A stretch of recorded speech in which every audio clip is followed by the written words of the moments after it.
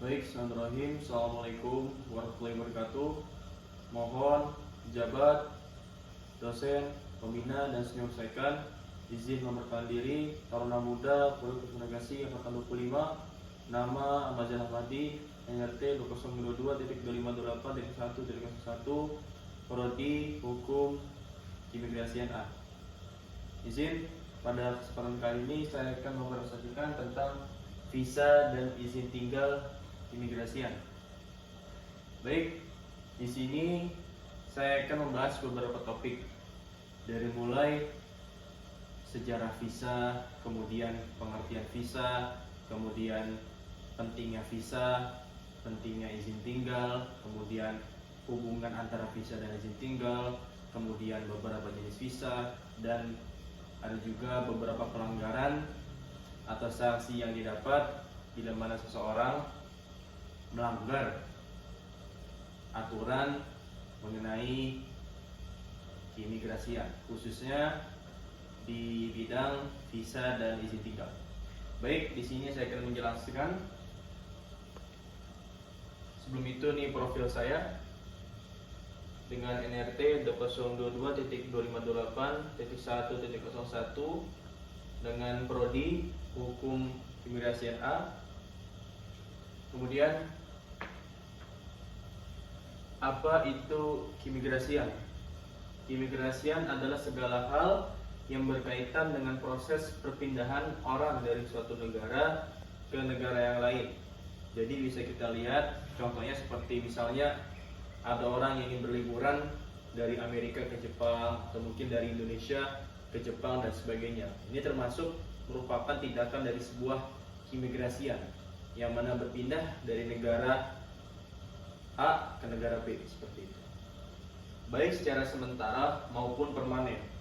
Ada yang di situ untuk kerja, ada di situ untuk berlibur, ada juga di situ untuk menempuh pendidikan. Ada juga yang pindah memang dengan tujuan untuk berpindah kewarganegaraan, seperti itu, dengan syarat tertentu yang mana tiap negara itu berbeda-beda syaratnya. Dan proses ini melibatkan prosedur administratif dan hukum yang harus dipatuhi oleh individu yang ingin masuk, tinggal, atau keluar dari suatu negara. Keimigrasian mencakup beberapa aspek seperti izin tinggal, kemudian visa, paspor, kewarganegaraan, dan peraturan yang mengatur orang asing yang memasuki, tinggal, atau bekerja di suatu negara. Kita bisa lihat di bagian sini paspor ya. Paspor ini bisa dibilang merupakan alat yang digunakan sebagai prosedur daripada masuk suatu gerbang negara, yakni keimigrasian. Bila mana paspor tersebut hilang ataupun rusak, maka akan dikenakan ragam kebijakan atau sanksi yang berlaku, seperti itu.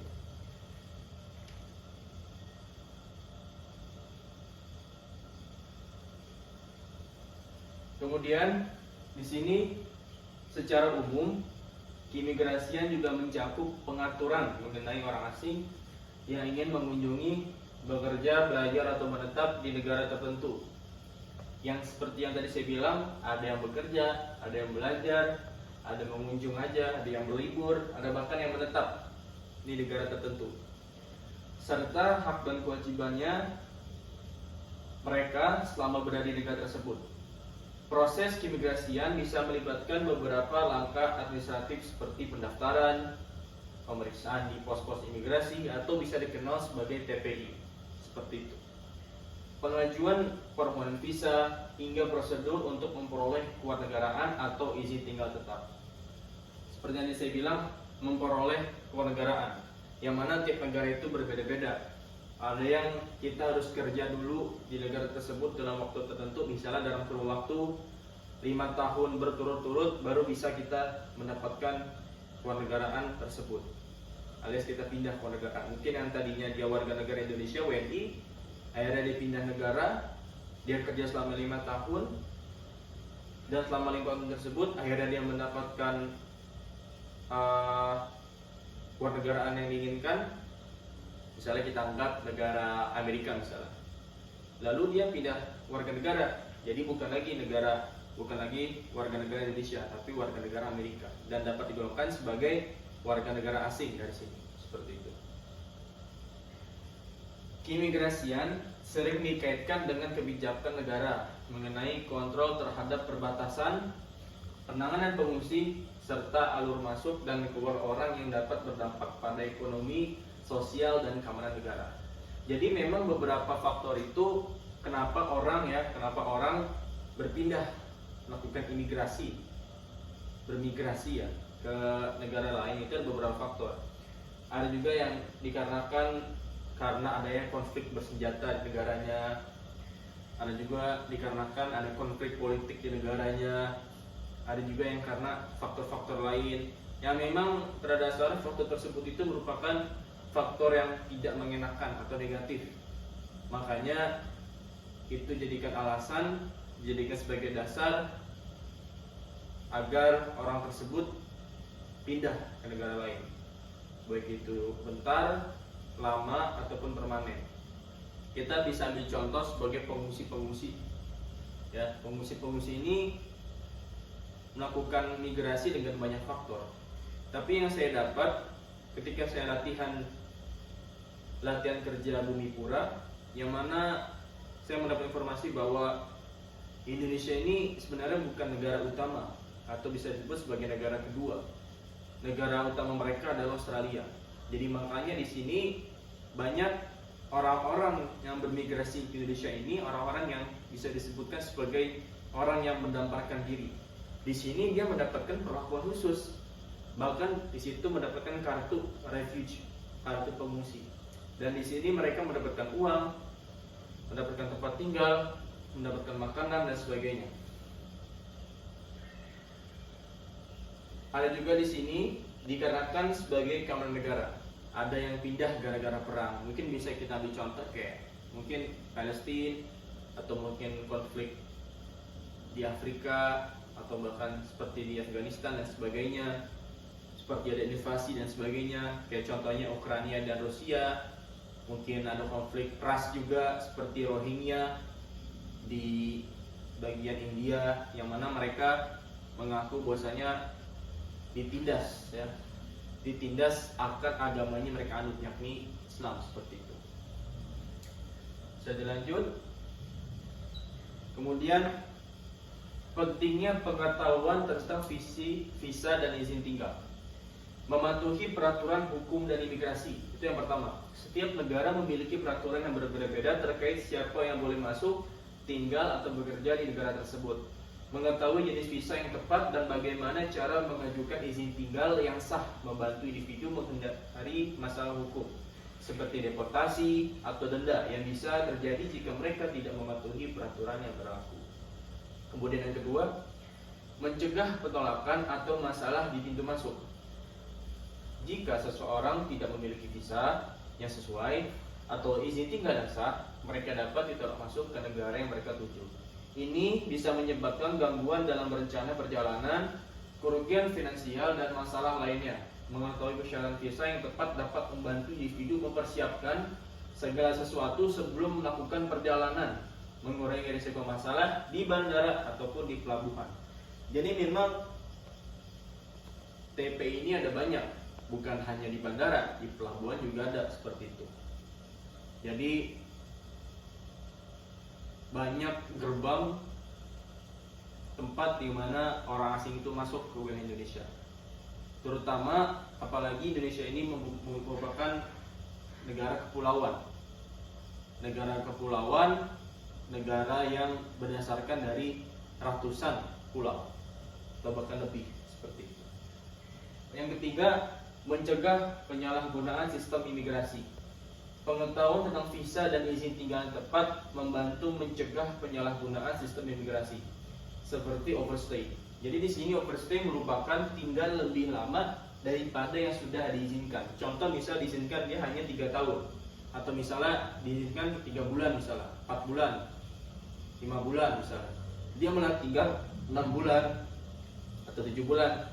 Nah, ini bisa termasuk ke dalam pelanggaran dalam dunia keimigrasian, dan ini bisa berujung ke deportasi, yang mana dia dipulangkan ke negaranya, dipulangkan secara paksa ke negaranya, seperti itu, atau bekerja secara ilegal di negara asing.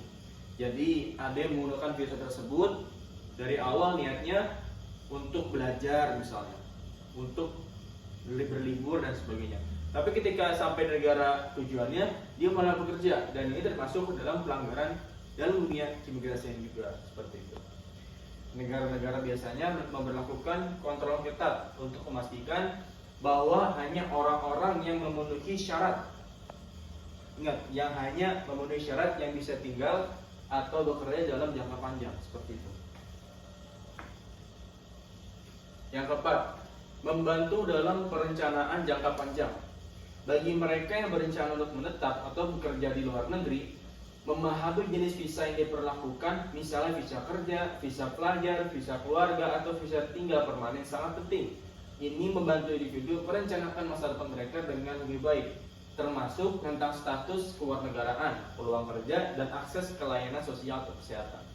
Yang kelima, mendukung keamanan dan keselamatan negara. Bagi negara yang menerima orang asing, sisa visa dan izin tinggal adalah cara untuk mengontrol siapa yang memasuki wilayah mereka.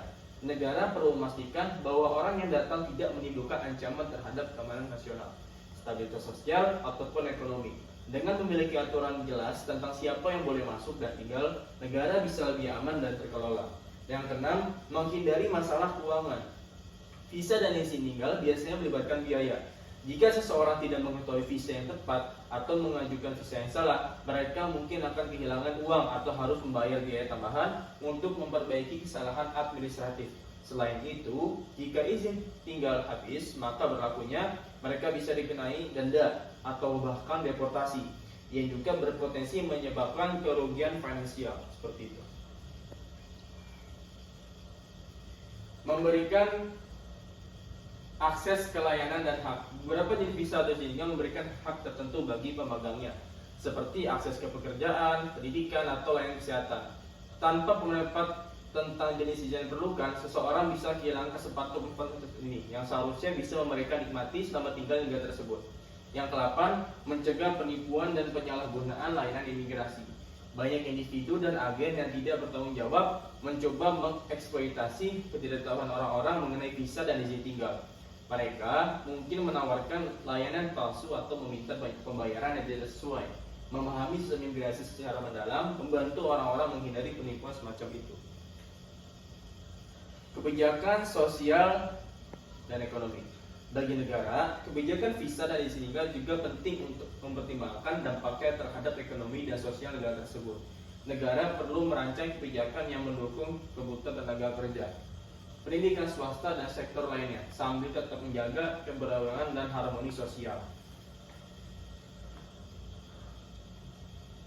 Baik, di sini apa itu visa? Visa adalah dokumen atau izin resmi yang diberikan oleh otoritas suatu negara kepada warga negara asing yang ingin memasuki, tinggal, atau bepergian di negara tersebut untuk tujuan tertentu dalam jangka waktu yang ditentukan.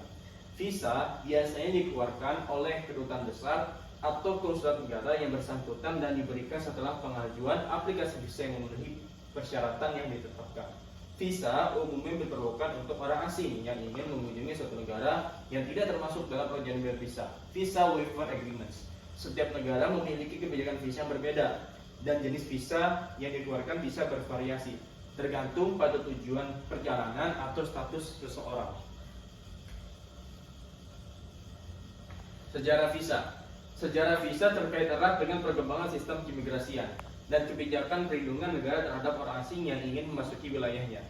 Meskipun konsep visa dalam pengertian modern baru muncul pada abad ke-20, prinsip kontrol masuk dan keluar telah ada sejak ribuan tahun yang lalu, seiring dengan evolusi negara dan batas wilayah.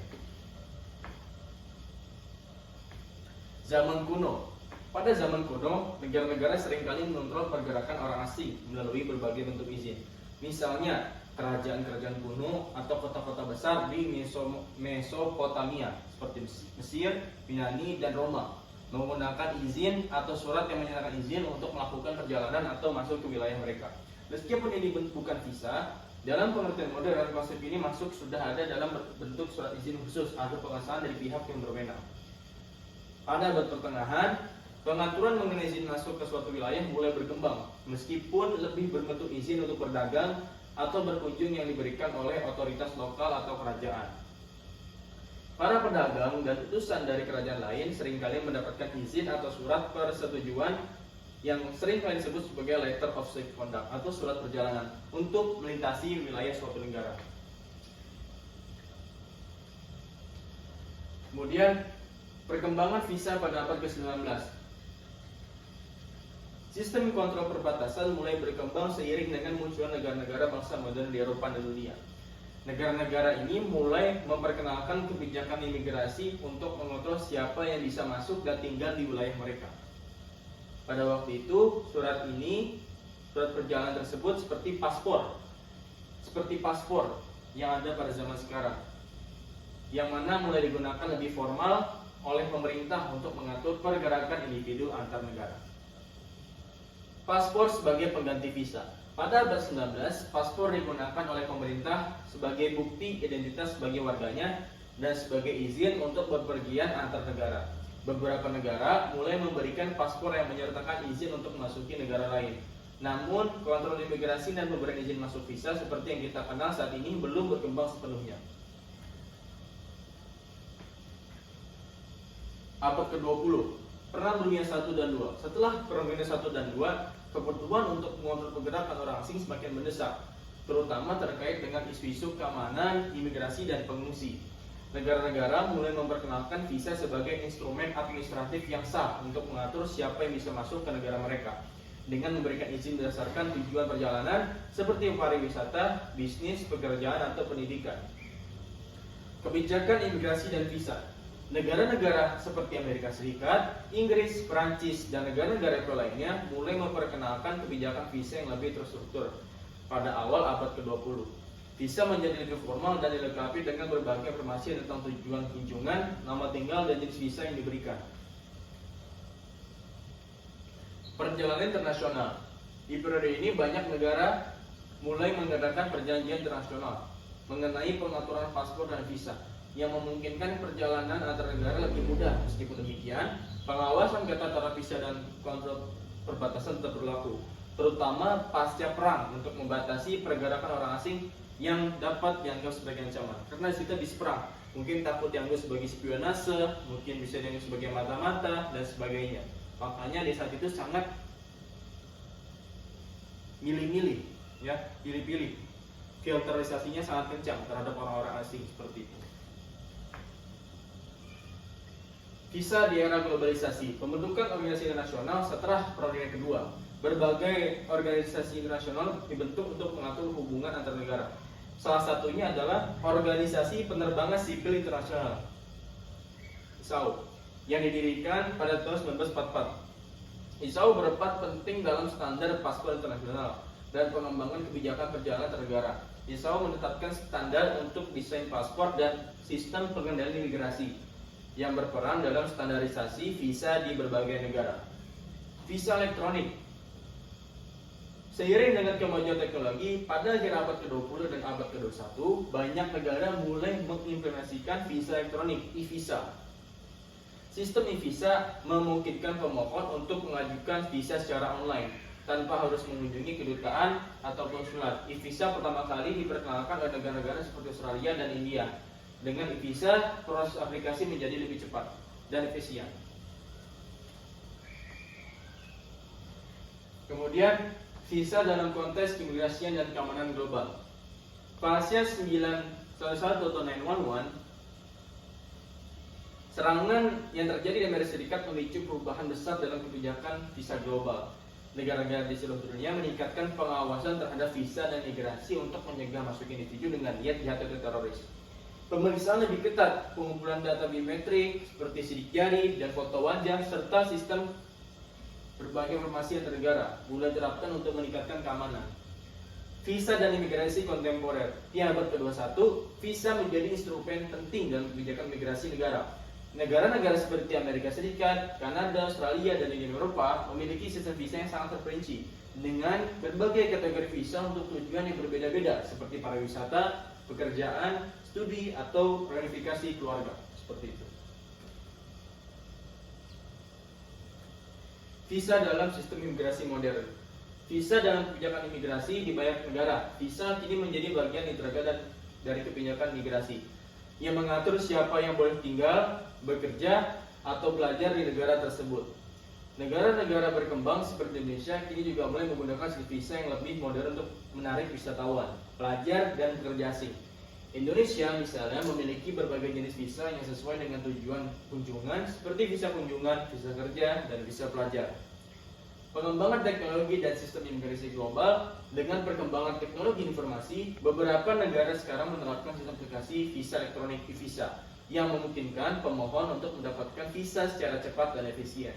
Beberapa negara bahkan menerapkan sistem otomatis untuk keamanan perbatasan automated border control systems yang memungkinkan pengendalian perbatasan lebih cepat dan tanpa kontak langsung dengan petugas. Jadi lebih cepat tanpa kontak langsung dengan petugas, nggak perlu kita berhadapan dengan petugas, otomatis dengan mesin yang sudah canggih seperti itu. Sejarah visa merupakan refleksi dari perubahan dalam sistem keimigrasian, politik, ekonomi, dan keamanan dunia. Dimulai dari penggunaan izin masuk sederhana pada zaman kuno hingga visa yang lebih terstruktur di abad ke-20 dan 21. Visa kini menjadi elemen penting dalam regulasi pergerakan antar negara. Sistem visa terus berkembang seiring kebutuhan untuk mengelola imigrasi dan meningkatkan keamanan, sekaligus mempermudah mobilitas global dalam era digital. Jenis-jenis visa. Ada visa turis, visa kerja, visa pelajar, visa transit, visa keluarga. Kalau visa turis digunakan untuk perjalanan sementara dengan tujuan wisata atau hiburan. Biasanya jangka waktunya pendek, seperti 30 hari, 60 hari, atau lebih, tergantung kebijakan negara. Kemudian visa kerja. Visa kerja ini diberikan kepada individu yang akan bekerja di negara tujuan dalam waktu tertentu. Visa ini seringkali memerlukan sponsor atau pekerjaan yang sudah tersedia. Jadi perlu sponsor. Kemudian visa pelajar diberikan kepada orang yang ingin belajar di luar negeri dalam institusi pendidikan seperti universitas, sekolah bahasa. Biasanya visa ini juga membatasi jam kerja atau aktivitas lainnya. Visa transit diperlukan bagi mereka yang hanya akan berada di negara transit untuk waktu singkat sebelum melanjutkan perjalanan ke negara tujuan akhir. Visa ini seringkali berlaku hanya dalam beberapa hari atau minggu. Kemudian visa keluarga diberikan kepada anggota keluarga, misalnya pasangan, anak-anak yang ingin bergabung dengan anggota keluarga yang sudah tinggal di negara tersebut sebagai bekerja, belajar, atau penduduk tetap. Visa diplomatik dan resmi diberikan kepada diplomat atau pejabat pemerintah yang sedang melakukan tugas resmi di negara tertentu. Kemudian visa bisnis diberikan kepada individu yang berpergian atau tujuan bisnis seperti pertemuan, konferensi, atau negosiasi bisnis. Kemudian visa permanen, beberapa negara memberikan visa jenis ini kepada individu yang ingin tinggal permanen di negara tersebut, seperti jalur imigrasi keluarga, kerja, atau sebagai pengungsi. Kemudian visa kewarganegaraan. Beberapa negara memberikan visa untuk mereka yang mengajukan permohonan kewarganegaraan setelah memenuhi syarat tertentu, seperti tinggal dalam waktu tertentu atau kontribusi kepada negara tersebut. Pengetahuan yang baik tentang visa dan izin tinggal adalah kunci untuk mempermudah proses perjalanan internasional, menghindari masalah hukum, dan mengakses berbagai peluang yang tersedia di negara tujuan, baik bagi individu yang ingin berpergian maupun bagi negara yang mengatur kedatangan orang asing. Pemahaman tentang sistem keimigrasian sangatlah penting.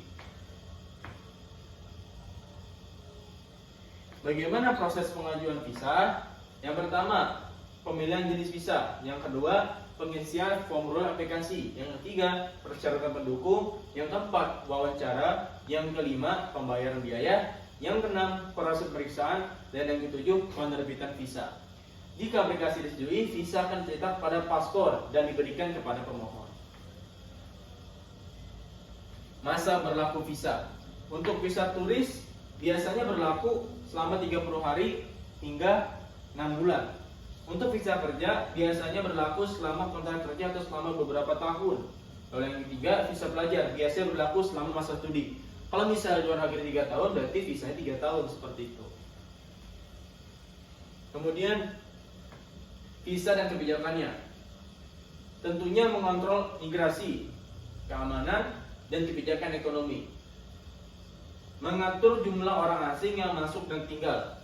Untuk keamanan, menilai apakah seseorang aman untuk masuk ke negara tersebut atau apakah mereka memiliki riwayat kriminal. Cekal, cegah, dan tangkal, seperti itu.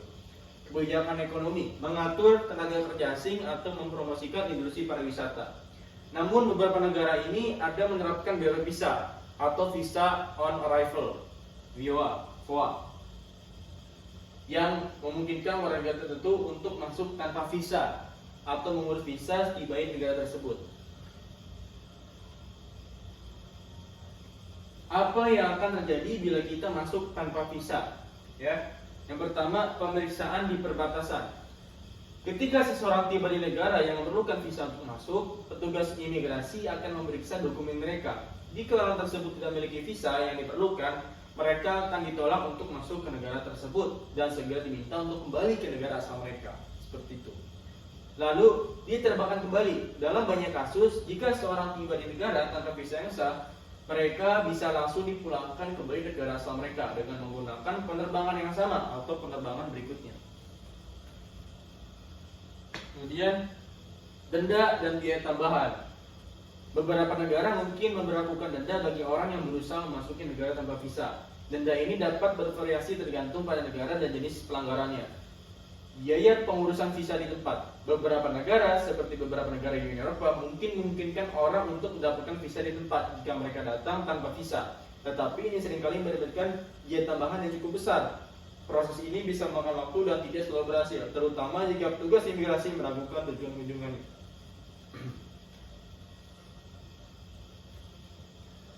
Pelepasan atau deportasi. Detensi, penahanan. Jika seseorang masuk tanpa visa atau masuk dengan visa yang tidak sesuai, mereka bisa ditahan sementara oleh pihak imigrasi untuk pemeriksaan lebih lanjut. Biasanya ini terjadi jika orang tersebut terlihat berusaha untuk menghindari peraturan atau tidak dapat membuktikan tujuan kedatangan mereka. Deteni akan ditahan di suatu tempat yang namanya redenim atau rumah detensi imigrasi, seperti itu. Deportasi, jika seseorang masuk ke negara tanpa visa atau melanggar tentang visa mereka, misal tinggal lebih lama daripada yang diizinkan, mereka bisa dideportasi, dikeluarkan dari negara, dan mungkin dilarang kembali ke negara tersebut dalam waktu tertentu. Biasanya antara yang tadi blacklist, ya, orang yang masuk tanpa visa atau melakukan pelanggaran imigrasi yang serius bisa dimasukkan ke dalam daftar hitam negara tersebut. Akibatnya mereka akan kesulitan untuk mendapatkan visa untuk kunjungan berikutnya ke negara yang bersangkutan atau bahkan negara lain yang memiliki perjanjian bagi informasi keimigrasian. Kemudian batasan waktu larangan masuk. Larangan untuk masukin negara tertentu bisa berlaku selama beberapa tahun, dan orang yang telah dilarang mungkin harus mengajukan permohonan visa dengan proses yang lebih ketat atau bahkan ditolak untuk memperoleh visa di masa depan. Proses hukum dan sanksi. Tindak pidana atau sanksi hukum.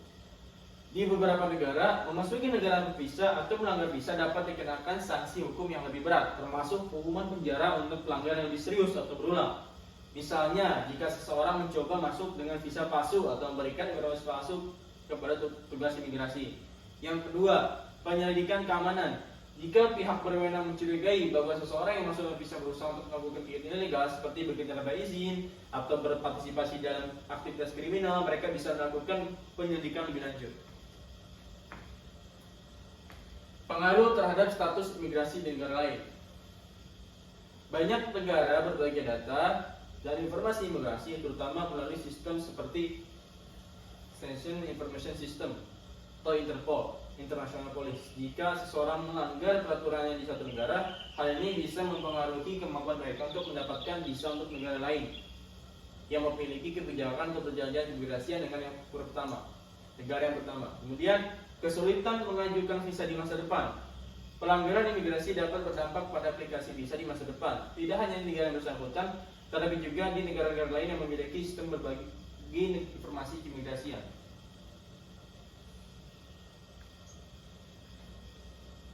Keamanan dan kepercayaan.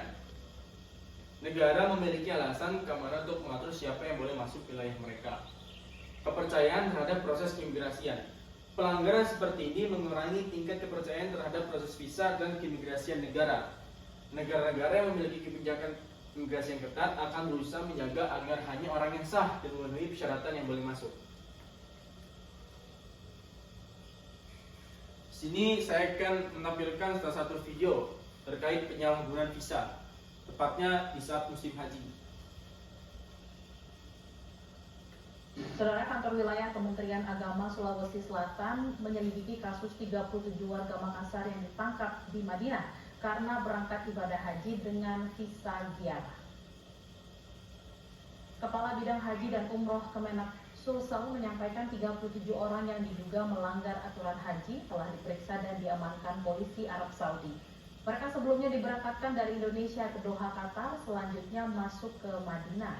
Pihak Kemenak belum bisa memastikan apakah ke-37 warga Makassar pergi ke Arab Saudi lewat travel resmi atau ilegal.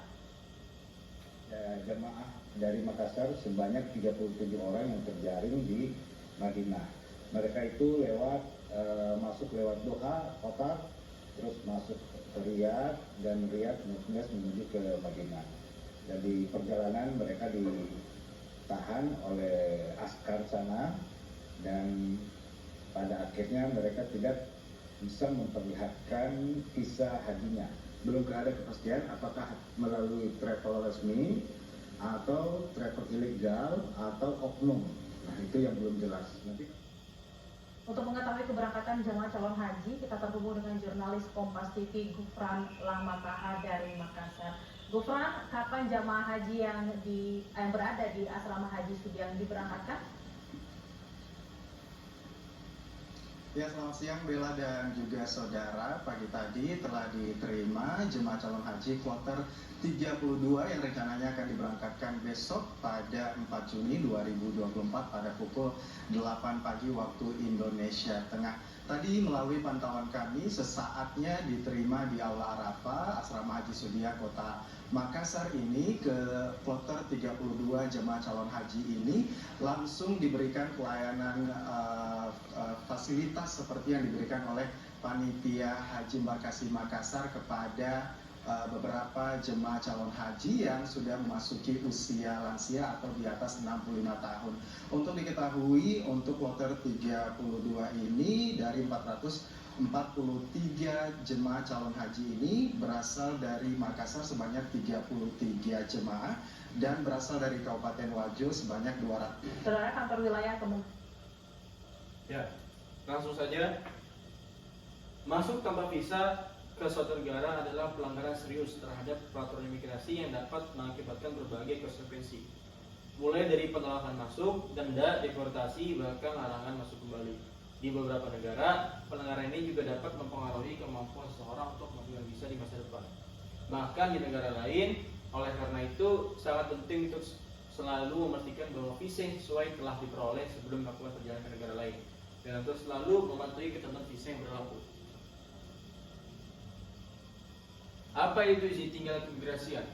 Izin tinggal keimigrasian adalah izin yang diberikan oleh negara kepada warga negara asing untuk tinggal di negara tersebut untuk jangka waktu tertentu atau permanen. Izin tinggal ini mengatur status seseorang yang bukan warga negara yang ingin menetap sementara atau permanen di suatu negara. Izin ini berbeda dari visa, meskipun tidak terkait dengan peraturan keimigrasian. Fungsinya, yang pertama, memberikan hak untuk tinggal. Yang kedua, mengatur status keimigrasian. Yang ketiga, kontrol perpindahan penduduk. Jenisnya apa saja? Ada izin tinggal sementara, temporary residence permit, diberikan untuk orang asing yang ingin tinggal di negara tersebut untuk jangka waktu tertentu. Kemudian, tujuan tinggal bisa bervariasi, seperti bekerja, belajar, atau kunjungan keluarga. Kemudian, izin ini biasanya diberikan dengan batas waktu yang jelas dan bisa diperpanjang jika memenuhi persyaratan yang ditentukan. Izin tinggal permanen, permanent residence permit, memberikan hak kepada pemegangnya untuk tinggal di negara tersebut secara permanen. Kemudian biasanya diberikan setelah seseorang tinggal dalam jangka waktu tertentu di negara tersebut, misal 5 hingga 10 tahun. Kemudian pemegang izin tinggal permanen dapat menikmati hampir semua hak yang sama seperti warga negara, meskipun mereka tidak memiliki hak untuk memilih dalam pemilu atau memiliki kewajiban seperti wajib militer jika berlaku, mungkin seperti di Korea Selatan. Kemudian izin tinggal berdasarkan keluarga, family reunification, diberikan kepada anggota keluarga dari luar negara atau penduduk tetap suatu negara. Kemudian proses ini seringkali melibatkan bukti hubungan keluarga yang sah dan kemampuan finansial untuk mendukung anggota keluarga yang datang. Izin tinggal untuk bekerja, work permit, diberikan kepada orang asing yang memiliki pekerjaan yang sah. Kemudian beberapa negara mengharuskan perusahaan untuk mensponsori pekerja asing sebelum melakukan perjalanan ke negara tujuannya. Izin tinggal untuk pendidikan, student visa residence, diperkenankan untuk tinggal selama masa studi mereka, seperti itu. Kemudian izin tinggal untuk pengungsi atau pencari suaka, diberikan kepada orang-orang yang melarikan diri dari negara asal mereka karena perang, penganiayaan, atau alasan kemanusiaan lainnya. Izin tinggal untuk investasi, investor visa. Jenis izin tinggal ini biasanya diberikan kepada mereka yang berkomitmen untuk berkontribusi secara ekonomi terhadap negara. Kemudian izin tinggal untuk pensiun, retirement visa. Biasanya ada persyaratan finansial tertentu yang harus dipenuhi untuk memperoleh izin tinggal ini, seperti itu. Hukum tentang visa. Hukum tentang visa Indonesia atau secara lebih umum di negara lain mengatur prosedur, syarat, dan ketentuan yang berlaku bagi orang asing yang ingin masuk atau tinggal di suatu negara untuk jangka waktu tertentu. Undang-Undang Nomor 6 Tahun 2011 tentang Imigrasian. Undang-undang ini adalah landasan hukum utama terkait kebijakan imigrasian di Indonesia, termasuk pengaturan mengenai visa. Beberapa ketentuan penting dalam Undang-Undang Nomor 6 Tahun 2011 yang berkaitan dengan visa adalah Pasal 1 ayat 9, Pasal 5, Pasal 17, Pasal 28. Saya lihat Pasal 1 ayat 9, visa adalah izin memasuki wilayah Indonesia dalam rangka kegiatan tertentu yang diberikan oleh pejabat imigrasi setelah seseorang memenuhi syaratan yang ditentukan. Pasal 5 mengatur kewenangan pejabat imigrasi untuk memberikan visa kepada orang asing yang memenuhi syarat. Kemudian Pasal 17 menjelaskan mengenai jenis visa yang dapat diberikan, termasuk visa kunjungan, visa tinggal terbatas, dan visa yang tetap. Kemudian Pasal 28 menyebutkan bahwa setiap orang asing yang berada di Indonesia harus memiliki izin tinggal yang sah, baik itu visa kunjungan ataupun visa tinggal. Poin penting, visa yang diberikan bisa berupa visa kunjungan atau visa tinggal terbatas, yang masing-masing memiliki tujuan yang berbeda. Kemudian orang asing yang ingin masuk atau tinggal di Indonesia harus mengajukan visa sesuai dengan tujuan perjalanan mereka. Misalnya untuk tujuan wisata, pekerjaan, atau studi. Biasanya banyak itu di Bali, di Lombok, banyak itu. Peraturan Pemerintah Nomor 31 Tahun 2003 tentang visa dan izin tinggal. Di sini ada beberapa poin penting yang terkandung dalam peraturan pemerintah ini. Dari jenis visa, kemudian prosedur pengajuan visa, kemudian penyalahgunaan visa, kemudian penanganan visa elektronik, yang masing-masing memiliki penjelasan yang cukup perinci. Kemudian Peraturan Menteri Hukum dan Hak Asasi Manusia Permenkumham. Peraturan Menteri Hukum dan HAM Nomor 26 Tahun 2019 tentang visa dan izin tinggal.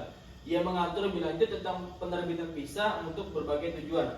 Kemudian Peraturan Menteri Nomor 9 Tahun 2020 tentang visa dan izin tinggal bagi tenaga kerja asing yang mengatur lebih lanjut tentang penguatan visa untuk pekerja asing. Keputusan Direktur Jenderal Imigrasi. Keputusan ini dikeluarkan oleh pihak Direktorat Jenderal Imigrasi untuk menjelaskan lebih lanjut tentang tata cara pengajuan visa, persyaratan administrasi, serta prosedur lainnya. Keputusan ini lebih bersifat teknis dan aplikatif dalam pelaksanaan ketentuan yang ada di dalam undang-undang atau peraturan pemerintah. Undang-Undang Nomor 24 Tahun 2009 tentang bendera, bahasa, dan lambang negara serta logo kebangsaan. Meskipun undang-undang ini tidak secara langsung mengatur visa, beberapa ketentuannya mengenai identitas negara dan dokumen resmi bisa berhubungan dengan prosedur pembuatan paspor dan dokumen perjalanan yang diperlukan dalam pengajuan visa. Visa adalah suatu bagian penting dalam sistem keimigrasian yang diatur pada Undang-Undang Nomor 6 2011, Peraturan Pemerintah Nomor 31 Tahun 2003, serta berbagai peraturan menteri dan keputusan teknis lainnya. Proses pemberian visa mengharuskan pemohon untuk memenuhi persyaratan yang berlaku sesuai dengan tujuan kunjungan, dan pelanggaran terhadap ketentuan visa dapat berujung pada sanksi administratif atau hukum. Hubungan antara visa dan izin tinggal. Visa dan izin tinggal merupakan dua konsep yang saling terkait dalam sistem keimigrasian di Indonesia dan banyak negara lainnya. Namun keduanya memiliki perbedaan yang signifikan dan tujuan dan fungsi. Jadi masing-masing ini berbeda, mungkin mirip, hampir sama tapi berbeda seperti itu. Dari sini saya akan menjelaskan di mana perbedaannya. Definisi visa dan izin tinggal. Seperti yang tadi, visa adalah izin resmi yang diberikan oleh suatu negara kepada warga negara asing untuk memasuki negara tersebut. Izin tinggal adalah izin yang diberikan oleh suatu negara untuk memungkinkan warga negara asing tinggal di negara tersebut setelah mereka masuk. Izin tinggal diberikan setelah orang asing memasuki negara dengan visa yang sesuai dan dapat berupa izin tinggal sementara atau izin tinggal tetap. Dan izin tinggal ini berlaku selama orang asing tinggal di negara tersebut dan bisa diperpanjang sesuai dengan ketentuan yang berlaku, seperti itu. Perbedaan visa dan izin tinggal. Visa diberikan sebelum seseorang memasuki negara dan digunakan untuk memperoleh izin masuk. Visa umumnya hanya berlaku untuk jangka waktu tertentu dan terkait dengan tujuan spesifik, misalnya visa kunjungan, visa kerja, atau visa pelajar. Tapi izin tinggal diberikan setelah seseorang masuk ke negara tersebut dan diperlukan untuk memastikan bahwa orang asing dapat tinggal sesuai dengan tujuan visa yang diberikan. Izin tinggal juga dapat diperpanjang atau diubah tergantung pada situasi individu, seperti berubah status pekerjaan atau alasan tinggal lainnya. Jadi berbeda, kalau visa itu sebelum masuk, kalau izin tinggal setelah masuk, seperti itu. Visa sebagai syarat masuk. Untuk dapat masuk di suatu negara, seseorang warga negara asing perlu memiliki visa sesuai dengan tujuan perjalanan mereka. Tanpa visa yang sah, orang asing tidak akan dapat memasuki negara tersebut. Namun, visa hanya memberikan izin untuk masuk, bukan untuk tinggal dalam jangka waktu yang lama. Jadi, visa ini hanya memberikan izin untuk masuk, kayak kuncinya saja visa ini. Sisanya mungkin ada di izin tinggal. Maka disebutkan bukan untuk tinggal dalam jangka waktu yang lama. Izin tinggal sebagai izin untuk tinggal. Setelah orang asing memasuki negara yang visa, mereka perlu mendapatkan izin tinggal untuk dapat tinggal lebih lama di negara tersebut. Izin tinggal ini diberikan oleh pejabat imigrasi dan menentukan durasi serta status tinggal orang asing negara tersebut. Izin tinggal juga dapat diperpanjang atau diubah sesuai dengan peraturan yang berlaku. Misalnya, seseorang yang masuk ke Indonesia dengan visa kunjungan untuk wisata hanya diizinkan tinggal untuk waktu yang terbatas, misal 30 hari. Jika mereka ingin tinggal lebih lama, mereka harus mengajukan izin tinggal lebih lanjut atau mengajukan perpanjangan visa, tergantung kebijakan negara. Perubahan status. Orang asing yang masuk ke negara dengan visa tertentu, misalnya visa turis, bisa mengajukan perubahan status visa atau izin tinggal jika mereka ingin mengubah status mereka, misalnya menjadi pekerja, belajar, atau lainnya. Proses ini merupakan izin tinggal baru yang sesuai dengan status yang diinginkan. Proses visa dan izin tinggal. Visa kunjungan. Seseorang yang masuk ke Indonesia dengan visa kunjungan untuk tujuan wisata akan diberikan izin masuk untuk tinggal dalam jangka waktu tertentu. Setelah itu, jika mereka ingin tinggal lebih lama, mereka harus mengajukan izin tinggal sementara atau melakukan perpanjangan visa untuk tetap tinggal di Indonesia. Di sini ada visa kerja. Aktivitas, izin tinggal terbatas yang memungkinkan mereka untuk tinggal di Indonesia selama mereka bekerja di perusahaan yang mempekerjakan mereka. Pelanggaran visa dan izin tinggal. Ini bila melanggar, mereka bisa dikenakan sanksi termasuk deportasi, seperti yang tadi saya bilang, diusir secara paksa, dan larangan masuk ke negara tersebut dalam periode tertentu. Oleh karena itu penting bagi warga negara asing untuk memasuki negara dengan mematuhi peraturan dan izin tinggal yang berlaku agar tidak melanggar hukum keimigrasian dan mendapatkan sanksi hukum. Overstay, kasusnya nih, contoh-contoh kasus pelanggarannya ada overstay, tinggal lebih lama, bisa cuma 30 hari dikasih izinnya, dia tinggal lebih 60 hari, ini gagal. Dan artian melanggar, maka akan dikenakan sanksi seperti itu. Kemudian ada lagi, di sini akan didenda, dideportasi, dilarang untuk masuk ke Indonesia dan sebagainya. Kemudian pekerjaan tanpa izin kerja, illegal work. Misalnya dia datang dengan visa untuk berlibur, tapi ternyata ketika sampai sana dia bekerja, dan inilah termasuk ke dalam pelanggaran visa dan izin tinggal, yakni illegal work, pekerjaan tanpa izin kerja. Kemudian menyalahi tujuan visa, visa misuse. Seseorang wisatawan asing mengajukan visa kunjungan untuk tujuan wisata ke Indonesia. Namun setelah masuk ke Indonesia, dia menggunakan visa tersebut untuk tujuan lain, seperti melakukan kegiatan bisnis, konferensi, atau kerja tanpa izin yang sah. Penggunaan visa untuk tujuan yang tidak sesuai dengan dinyatakan dalam aplikasi, kemudian tidak mengajukan perubahan status visa yang sesuai jika tujuannya berubah. Sanksinya ada deportasi, kemudian larangan masuk, kemudian pembatal visa yang telah diberikan. Dokumen palsu, ini dia dokumen palsu. Seseorang pemohon visa ingin bekerja di Indonesia mengajukan visa kerja dengan menggunakan dokumen palsu. Misalnya surat undangan pekerjaan yang telah dimanipulasi atau laporan keuangan yang tidak benar. Seperti itu. Sanksi: pembatalan visa, izin tinggal, deportasi, kemudian penuntutan hukum atas penggunaan dokumen palsu. Jadi masukkan ke penipuan atau pemalsuan karena telah memasukkan dokumen penting yakni visa, seperti itu. Visa diplomatik atau dinas yang salah digunakan. Pejabat asing mengajukan visa diplomatik atau visa dinas untuk melakukan kunjungan resmi Indonesia. Namun selama berada di Indonesia, orang tersebut menggunakan visa tersebut untuk keperluan pribadi atau komersial seperti berbisnis atau berlibur tanpa izin yang sah. Pencabutan visa diplomatik atau dinas, sanksinya nih. Kemudian deportasi. Jadi memang deportasi ini bukan suatu hal yang asing lagi di dunia kepolisian, tapi memang sudah hal yang lumrah. Deportasi ini ya merupakan tindakan tegas bagi suatu negara agar negara kita ini tidak mendapatkan unsur-unsur negatif daripada orang asing atau WNA, seperti itu.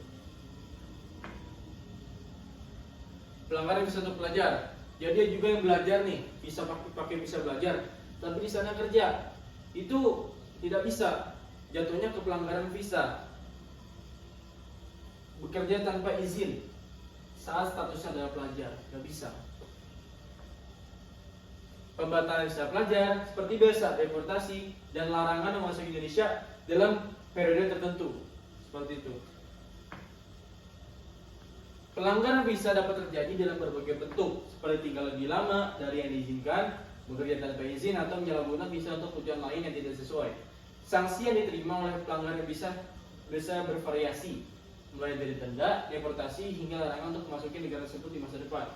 Oleh karena itu, sangat penting bagi orang asing untuk memahami dan mematuhi peraturan visa serta izin tinggal yang berlaku di negara tempat mereka berada. Visa dan izin tinggal saling berkaitan dalam rangkaian proses keimigrasian. Visa memberikan izin untuk masuk ke negara, sementara izin tinggal memberikan izin untuk tinggal lebih lama di negara tersebut, sesuai dengan tujuan, kunjungan, atau status yang diinginkan. Kedua dokumen ini harus dikelola dengan hati-hati untuk memastikan patuhan terhadap hukum dan peraturan keimigrasian negara yang bersangkutan. Baik, mungkin itu saja dari saya. Terima kasih atas perhatiannya. Terima kasih. Wassalamualaikum warahmatullahi wabarakatuh.